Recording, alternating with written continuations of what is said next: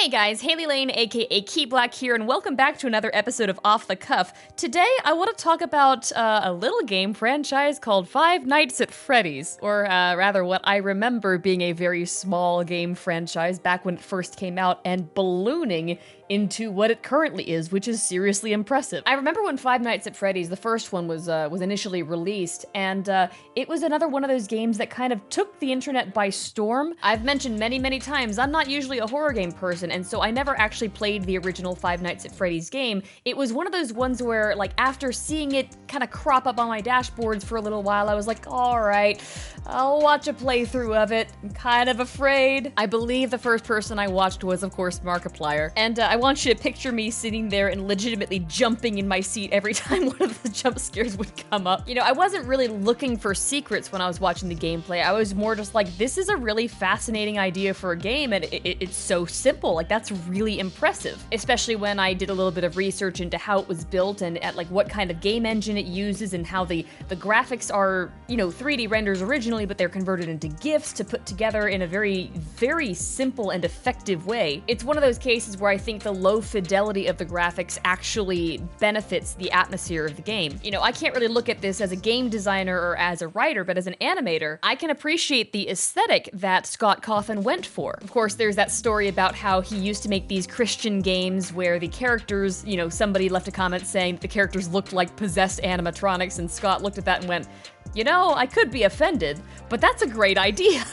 And I do really like the story of the game's development insofar as Scott had tried several other games that never really hit it off, and then Five Nights at Freddy's is a sudden smash success to the degree where now it's a huge franchise. I was really disappointed when I saw a couple years ago that people were canceling him for political reasons. As far as I could see, he took it pretty much like a champ and decided he would step away from the franchise and be like, alright, I'm done. But I know he was still involved in Security Breach, and I really did enjoy that game. That was the first one of the franchise that I actually played myself. The full recording of it is actually still up here on YouTube. You guys might remember that I played it along with Jess, and you may also remember that in said playthrough, I demonstrated exactly how bad I am at video games, and exactly how indignant I would get when somebody calls me out on being bad at video games. I don't remember how many attempts it took for me to get through the endoskeleton section of the game, and I also know that I brute forced my way through Roxy Raceway when I wasn't even supposed to be there.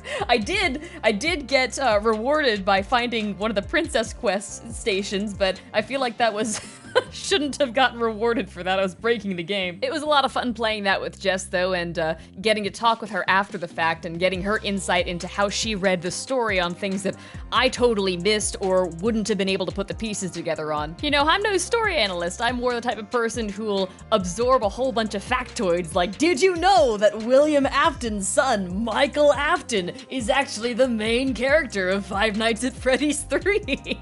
You know, it's all very base level stuff. I don't get super duper into the lore of Five Nights at Freddy's. I don't follow all the various things in the franchise, like the books, the comics, the etc. And now there's a movie. I've heard rumors of it being 3 hours long of animatronic action, and so I'm not sure if I'm gonna see that one in theaters, but it sure is interesting to see it ballooning so much, because I remember it starting off as this tiny little indie game, and then the lore just kept getting added to the point there's a huge fandom, it's a huge franchise, and it was very fun kind of like dipping into what do I remember from watching the previous games and then chatting it out with Jess and getting her insight as a storyteller on like, okay, well, here's how those pieces might fit together, here's where the story could go from there, here's why that might be significant. It was really fun to actually play one of the Five Nights at Freddy's games finally after having seen, you know, what's been going on with the games for so many years, and, you know, even though the Security Breach gameplay style is a huge divergence from how the games have traditionally been made, I liked the nods here and there to, you know, what people might remember from the previous games. And the reason that I even played Security Breach to begin with is because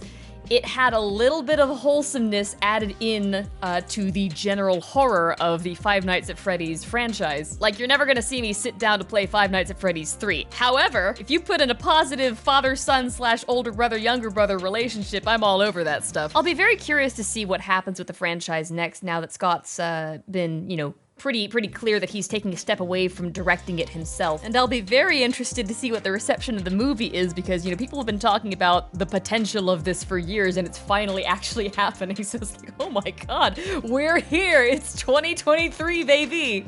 So at any rate, guys, thanks so much for listening and for watching, and I will see you guys in the next Off the Cuff video. Thanks again.